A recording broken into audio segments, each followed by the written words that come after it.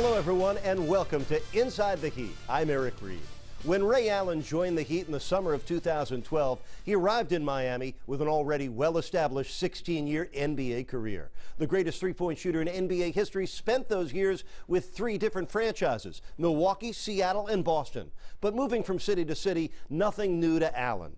Born into a military family, Ray spent his childhood moving from one Air Force base to another, including a stop in England. But by the age of 10, he was back in the U.S., where he began to play organized basketball. Recently, I had the opportunity to sit down with Ray to discuss his life's journey to the NBA. But first, we would go back to where it all began.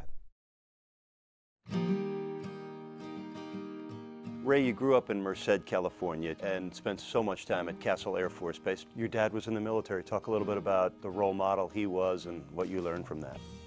Well, he was that guy that I was afraid of.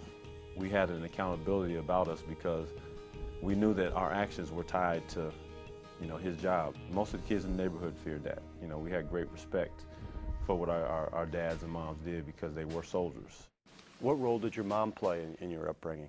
She was the front line of defense, I should say. My mom was there every day. She disciplined us most of the time on a daily basis, and my dad was the reinforcement. My mom and dad were very heavily involved. Ray was very involved himself. Aside from basketball, Allen played every youth sport from baseball to football to soccer. After leading his basketball team to a state championship as a senior at Hillcrest High School, he decided to seriously pursue the sport. Recruited by dozens of schools across the country, one stood out. When I went to Connecticut, Coach Calhoun took great care of me, didn't let me out of his eyesight. The team, the guys that were there were brothers, and the one thing that really stood out was that every guy on the roster was from somewhere all over America. You had somebody from Seattle, somebody from LA, somebody from Arizona, from Florida, from Louisiana. I felt at home, like everybody was, coming for a common goal. It's a dream for every Big East player to play at Madison Square Garden in that conference tournament. Any special memories from your Big East tournaments at Madison Square Garden? You drive up on the bus and you see your name in lights. That's something special. That's something that every kid dreams of. And we definitely took full advantage of it. Allen with Iverson on him, throws one up. Connecticut wins their Big East championship. What were the basketball lessons and life lessons that you got from playing for Coach Calhoun? Oh, many, and a lot of them that I hold close to me till this day. One day I was coming off the floor. I had a pretty good practice, and the coach walked up to me. He said, "Did you make 100% of your shots today?" He said, "If you want to be special, when these guys leave the floor, you got to make sure that you stay and get a little extra work. Some of these guys don't want to be special. They're here, they made it because they were good where they were in college, but if you want to make it to the next level and be a special player, you got to do the special things, and that's put in the extra work."